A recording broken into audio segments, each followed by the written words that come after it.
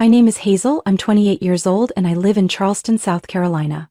3 years ago, I met Ethan at an alumni fundraiser.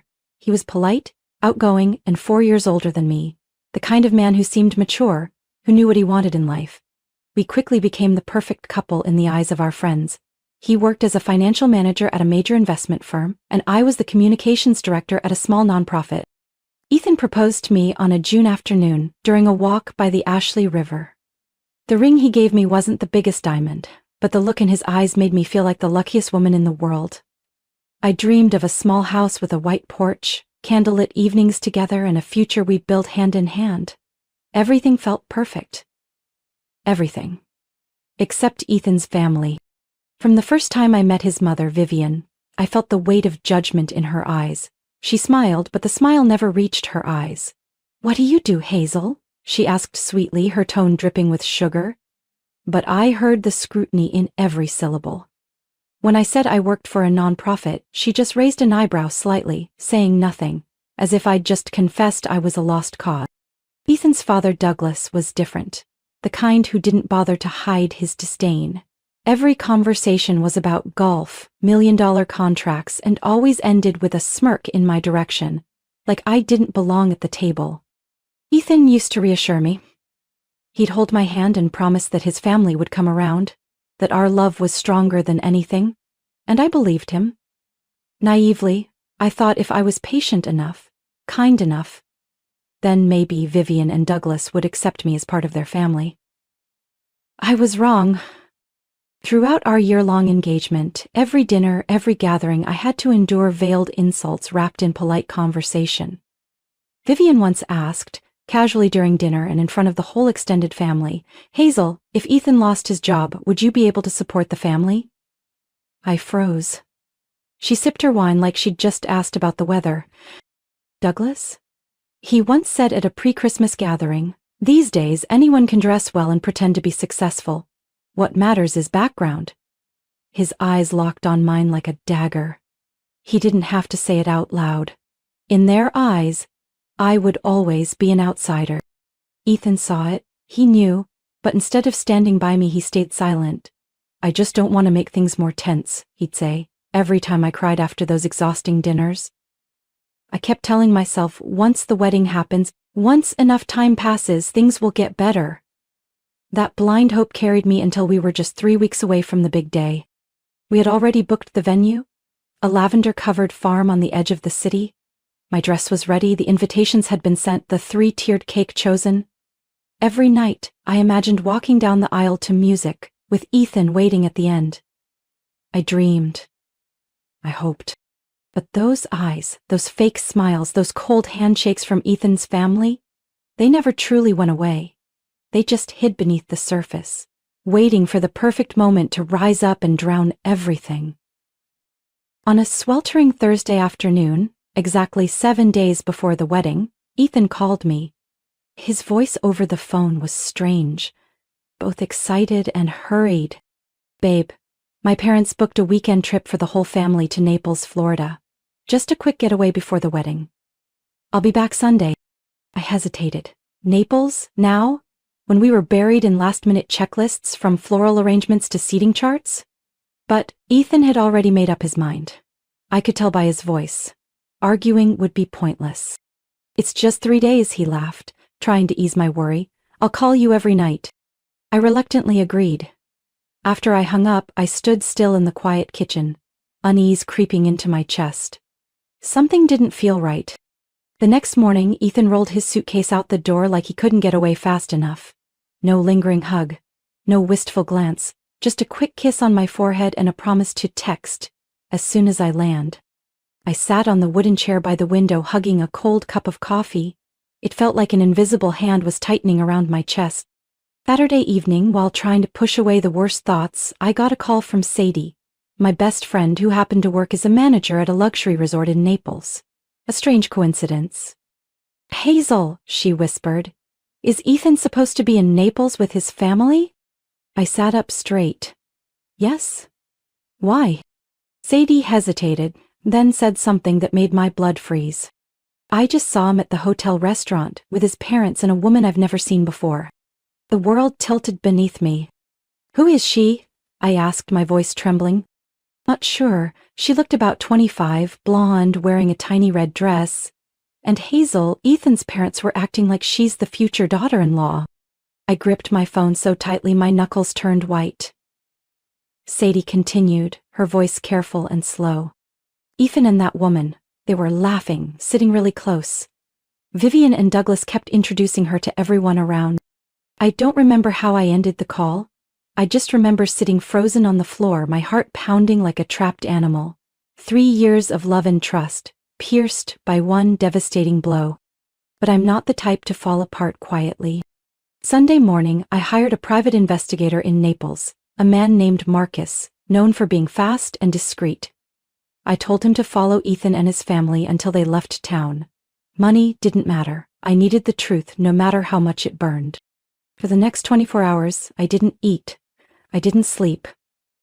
I just sat by my phone, counting every minute. By Sunday evening, Marcus sent me the first batch of photos. In every frame, the truth was brutal. Ethan standing next to the woman, smiling as she wrapped her arms around him. Vivian nearby, her eyes glowing with satisfaction. Douglas raising a glass like he'd just won a long strategic game. Her name was Lily, Marcus had found out, a high-end sales associate at a luxury boutique in Miami. Not a coincidence. Not a mistake. A calculated move. That night, when Ethan came home, I waited for him in the living room. My heart was stone cold. For the first time in 3 years, I looked at him and didn't see the man I once loved. He walked in, eyes avoiding mine, shoulders slightly hunched. I smiled, a sharp, knife-like smile. Good trip? I asked softly. Silence. A silence so heavy I could hear the ticking of the wall clock. Then he said something that shattered my world.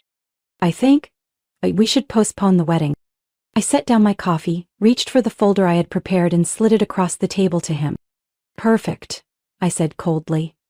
Because I just got some interesting updates from your trip. Ethan flipped through the photos, his eyes wide with disbelief as he stared at the undeniable proof. In the images, Lily beamed as Ethan leaned in to whisper something. Vivian watched from nearby, her expression calculated. Douglas raised his glass, looking thrilled. None of them acted like a wedding was happening in less than a week. I crossed my arms and watched as Ethan struggled to speak. The air between us was suffocating. He stammered, this isn't what it looks like. I bit back a bitter laugh. Isn't what it looks like. What is it, Ethan? A rehearsal before swapping brides? My words hit him like a slap. He bowed his head, silent. Right then my phone buzzed. It was Sadie. You won't believe this, she said quickly. I just heard Lily bragging at the bar. She told her friends Vivian and Douglas promised if she could make Ethan waver, they'd take care of everything. I closed my eyes for a second. The suspicions I'd buried deep were now in plain sight. This wasn't some accident. It wasn't a joke.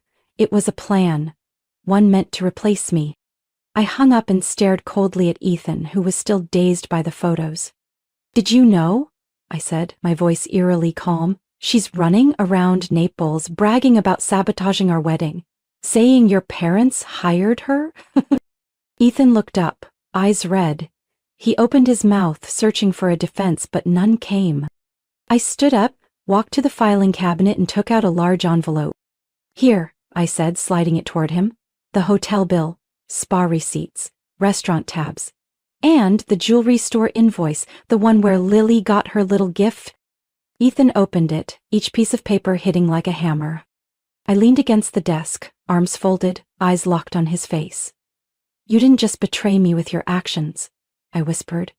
You betrayed me with your silence. Just then, the door swung open. Vivian and Douglas walked in like they owned the place. Vivian held a wedding planner, while Douglas mumbled something about a golf course, eyes still glued to his phone. They only stopped when they saw the scene inside, me standing coldly by the table, Ethan stunned in front of the evidence file. Vivian broke the silence first. Oh, come on, she said with a forced smile. It was just a few harmless meetups. Don't blow this out of proportion, Hazel. I turned to her, my gaze firm, no trace of hesitation. Harmless? I repeated, my voice like steel. Booking hotel rooms for Lily, paying for her jewelry, introducing her to your friends like she's family. That's what you call harmless? Douglas didn't even lift his eyes from his phone, completely detached. Vivian took a step forward, smirking. Hazel, you have to understand, we were just thinking about Ethan. He deserves a better future, someone more suitable. I let out a sharp, bitter laugh. You mean someone with a wealthier family, don't you? I asked, each word cutting. Someone who can bring your family more money and status? Vivian didn't deny it. She simply adjusted her shawl, her eyes icy. I turned to Ethan, locking my gaze on him.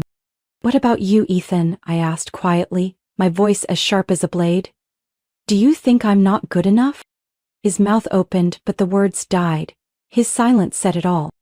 And that was the moment I knew, a cruel but liberating moment, that I no longer wanted to belong to any part of this family.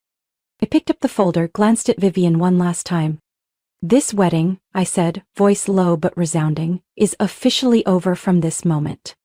Vivian's lips tightened, her eyes blazing. Douglas still didn't look up. Ethan hung his head, shoulders slumped like a child caught red-handed. I turned and walked out without looking back. I stepped into the evening air, leaving that room behind like a stage after the final curtain. The cool breeze hit my face, but inside, I burned. Like someone who had just escaped a fire. I sat in my car for a few minutes, breathing deeply to stop the tears from falling. I wasn't crying from heartbreak anymore. I cried from fury, from betrayal, from knowing that 3 years of my youth had been bartered like some cheap item. My phone rang. It was Sadie. Are you okay? She asked, her voice thick with concern. I gave a dry laugh. Better than ever, but I need you to help me with something. A few minutes later I sent Sadie everything Marcus the PI had collected. The evidence wasn't just photos. It included receipts and even audio recordings from the hotel bar where Lily and Vivian openly discussed the bride replacement plan. I knew Vivian would try to twist the story, but this time I wouldn't let them slip away so easily. The next morning, I sent an invitation to Ethan, Vivian, Douglas, and Lily, requesting their presence at the Ritz-Carlton in downtown Charleston. I booked a private meeting room and asked the staff to set up a big screen, speakers, and a projector. I signed the invite to clarify matters before the wedding. No one knew this wouldn't be a reconciliation. This was going to be a trial, and they would incriminate themselves. At exactly 10 a.m., I walked into the room in a simple cream-colored dress. Hair neatly tied up. I wanted them to see. I wasn't broken. I wasn't ruined. I was standing tall, stronger than ever. Ethan was already there, looking miserable in a wrinkled suit. Vivian sat with her arms crossed, face carved from stone. Douglas, as always, stared at his phone. Lily, in contrast, wore a tight dress and heavy makeup like she was in a beauty pageant. I sat across from them, plugged in the USB, and started the presentation. Each photo, each video on the screen tore through the web of lies they had built. Ethan turned red. Vivian bit her lip so hard I thought she might bleed. Douglas finally looked up, his face heavy and tired. Then came the audio. Vivian's voice unmistakable. As long as Lily makes Ethan question things, Hazel will be nothing but a footnote. Silence swallowed the room. I stood up, voice steady. So who wants to explain first? No one answered. I looked straight at Ethan. You said you wanted to postpone the wedding. I'm helping you make that decision quicker. He opened his mouth to speak, but Vivian cut in. Hazel, don't turn this into a disaster. This was all for Ethan's future. I laughed. The sound echoed off the walls. For his future? Or for your family's reputation? I asked sharply, because clearly no one thought about my feelings while you paraded some stranger into my life a week before the wedding. Lily shifted in her seat, lips tightly pressed. I stepped forward, voice firm. And if you think this will stay hidden, you're wrong. Every bill, every video, every piece of evidence, it's stored in multiple places. One phone call and it'll land on Douglas's business partners' desks, Vivian's golf club circles, and across social media. Douglas paled. Vivian gripped the chair so tightly her knuckles turned white. Ethan remained silent. Silent, like a true accomplice.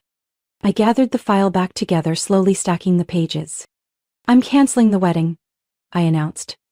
I'm erasing every trace of you from my life, and I hope that every morning when you look in the mirror you remember today. The day you lost someone who truly loved Ethan. Without waiting for a reply, I turned and walked out of that suffocating room filled with shame and regret. I left the Ritz-Carlton, heels hitting the Charleston pavement like the steady beat of a freed heart. But deep inside, I knew this story wasn't over yet. That night, while packing away the final memories of our 3-year relationship, my phone rang again. It was Sadie. "You need to hear this," she said without hesitation. "Someone at the resort just told me. Lily's been bragging nonstop. Not only did Vivian and Douglas fund her trip, but they gave her lavish gifts to persuade Ethan." I clenched the phone. "They paid her?" "Not just cash," Sadie replied. "Jewelry, shopping cards, and according to Lily, even a job offer, if she could seal the deal." I froze in the middle of the empty room, a cold shiver running down my spine. They didn't just try to replace me. They tried to buy Ethan's future, building a fake stage with Lily cast as the lead. Sadie hesitated, then added, "You should also know, Vivian told a few close friends that she never considered you worthy of their family. To her, you were just a temporary compromise." I closed my eyes, letting those words sink in like bitter medicine. All those times I'd tried to be patient, to prove I was good enough, to believe that kindness would soften their hearts, it had all been a delusion. When I opened my eyes, the fire in me was no longer pain. It was resolve. "Sadie," I said, my voice calm, "I'm not letting them walk away like nothing happened." I picked up my laptop and opened Marcus's files again. Besides the photos and receipts, there was that audio clip. Lily boasting about the bride swap plan. Vivian's voice echoed loud and clear in the recording. "As long as Lily knows how to sway Ethan, we'll handle the rest. Hazel's not the one for him." Every word, every sentence carved into the humiliation I had swallowed for 3 long years. But now, they were my proof. I sat up straight and composed a new email. Recipients: Sadie, Marcus, and a few close friends who had witnessed my journey with Ethan from the start. I attached everything, adding one cold note. "In case of emergency, make sure the truth is seen." I no longer hoped for an apology from Vivian or Douglas. I no longer waited for Ethan to come to his senses. They chose their path, and now I'm choosing to let them face the consequences. By the next morning, the news began to leak. It started as whispers among friends, but within hours it spread. The prestigious Douglas family tried to swap brides a week before the wedding by hiring a third party. Several of Douglas's business partners canceled meetings. Rumors buzzed at the golf club. A former charity friend of Vivian even posted a thinly veiled jab online.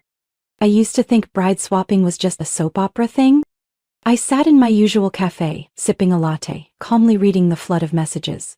Not because I wanted to watch them fall, but because this was justice. The kind they once thought they were too rich to ever face. As of Wednesday, around noon, Sadie sent me a short text. "Lily just deleted all her social media. Word is, she's furious that Vivian cut her off after the truth got out." I smiled faintly. Lesson 1 in Vivian's world: loyalty has a price, but it's worth nothing when scandal hits. As dusk fell over Charleston, I walked along the riverbank, feeling weightless. I no longer needed to twist myself just to be accepted. I didn't have to shrink who I was to hold on to a love that never deserved me. 3 days after the scandal exploded, I decided to take one final step. An emergency meeting at the wedding venue, the place that was once meant to mark the most sacred moment of my life, would now be the stage where I exposed every lie. I sent invitations to Ethan, Vivian, Douglas, and Lily. The message was brief. Urgent meeting to finalize event planning. I wanted them to think I was still hesitating, still holding on to some desperate hope. They all showed up. Vivian in a beige Chanel dress, her eyes betraying irritation. Douglas brought his laptop, probably still clinging to the idea of going over the prestigious guest list. Ethan looked worn out, the dark circles under his eyes proof of sleepless nights. And Lily? She arrived like the star of the show, in a short dress, bold red lipstick, and a smug glint in her eyes. I stood before them, a large screen behind me in the hall. Without a word, I started the slideshow I had carefully prepared. First image, Ethan and Lily, cozy by the pool. Second, Vivian handing a gift box to Lily outside the hotel room. Third, $1,000 receipt for silver jewelry from the boutique at the resort. Fourth, an audio recording of Vivian promising to take care of everything if Lily could make Ethan change his mind. The room fell silent, except for the soft hum of the projector. When the audio clip ended, I turned to face them. I think, I said, voice calm but sharp as steel, someone should start explaining. Vivian forced a nervous chuckle. Hazel, don't be dramatic. It was just a few little arrangements. We can still talk this through. Douglas frowned, face flushed, but said nothing. Lily surprisingly only shrugged, her lips curled in defiance. And Ethan, the man I once believed would hold my hand for life, just sat there, eyes down, silent like a shadow. I took slow, steady steps toward him, my eyes locked on his face. Do you have anything to say to me? Ethan looked up. His eyes were so hollow it made my skin crawl. I think, he croaked, voice hoarse and broken, we should go our separate ways. No apology, no explanation. Just a cold farewell in the middle of the mess he helped create. I gave a faint smile, feeling strangely lighter. Good, I said, my voice echoing through the empty hall. At least this time you had the courage to say it. Vivian jumped to her feet, her face turning red. Hazel, you'll regret this. Not everyone gets the chance to join a family like ours. I looked at her, a bitter smile playing on my lips. I'd rather start over with nothing, I replied, than live a lifetime under your control and lies. Douglas quickly tugged her back into her seat, whispering something into her ear, likely advising her to stop before it got worse. I packed up my laptop, adjusted my dress, and walked out of the hall with my head held high. Behind me, the murmurs started. Whispering, bickering, confusion spreading like a slow-burning fire. But I didn't look back. I walked past rows of empty chairs, past white tablecloths still waiting to be pressed.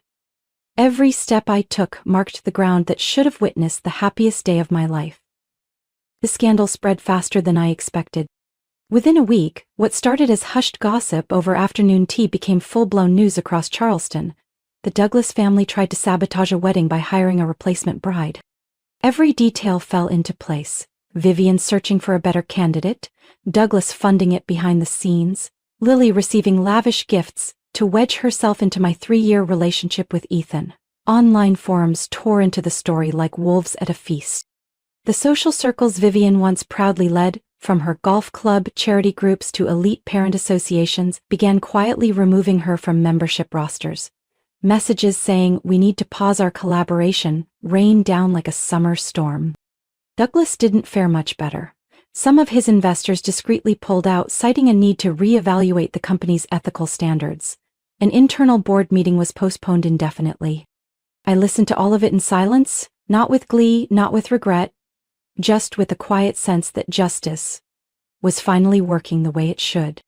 As for Lily, the woman who thought sneaking into the Douglas family would transform her life, she quickly realized sandcastles don't survive real waves. After the scandal broke, Ethan clung to her like a drowning man to driftwood.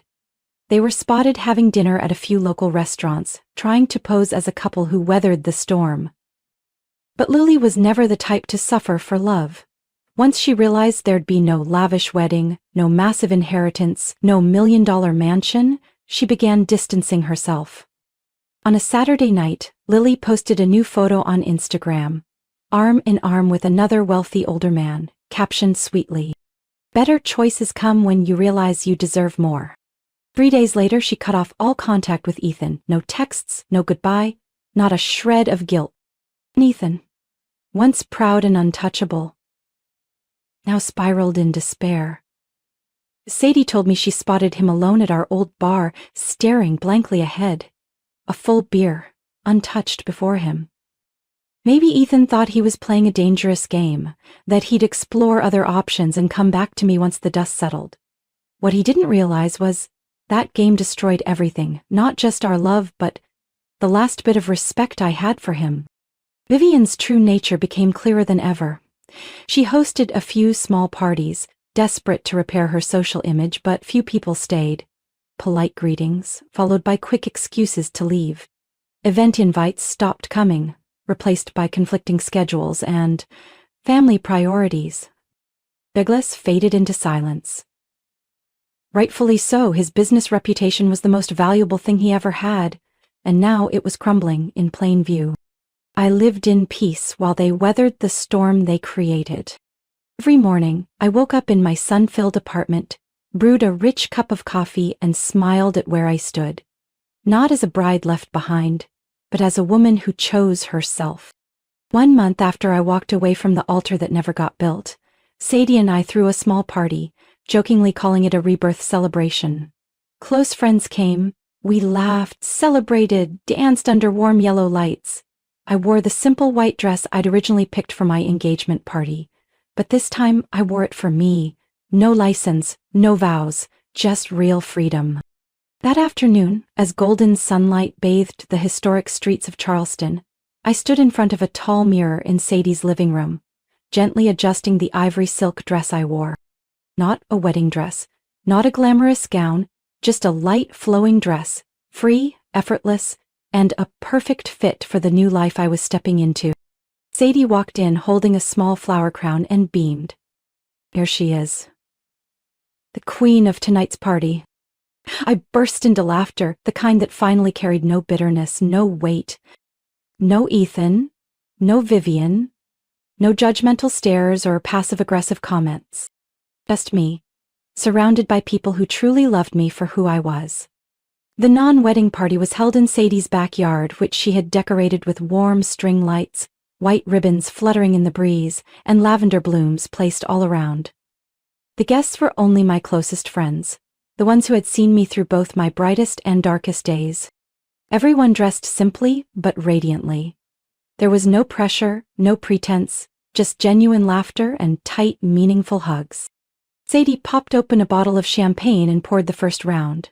Raising her glass, eyes twinkling under the lights, she said, "We're not celebrating a wedding, we're celebrating a woman who chose herself." Everyone cheered, and for the first time in months, my heart felt weightless.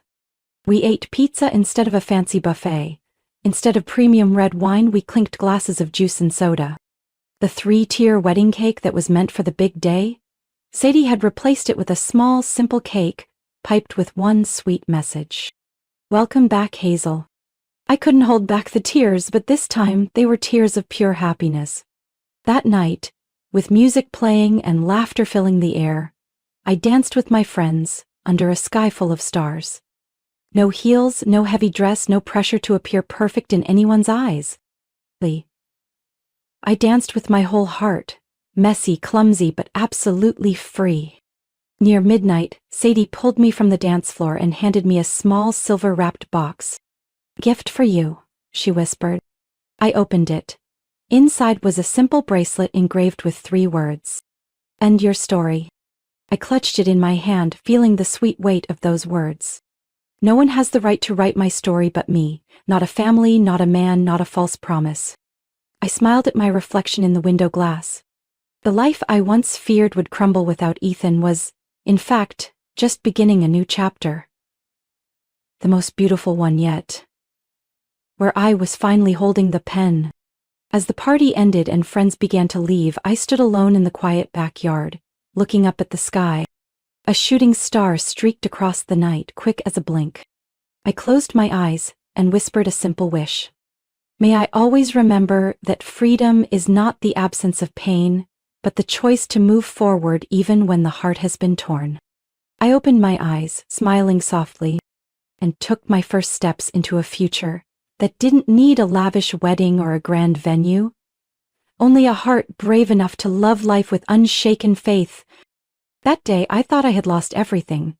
A 3-year love, a dream wedding, a family I fought to build. But in truth, I had been saved, rescued from a future full of deceit and manipulation. Now, I live my own life, free, strong, and no longer bending to please anyone. I've learned that sometimes, loss isn't the end. It's the door to something better, a journey where every step belongs to me. What do you think of Hazel's journey? Have you ever had to choose between love and self-respect like she did? Share your thoughts in the comments. And don't forget to follow the channel for more meaningful family stories ahead.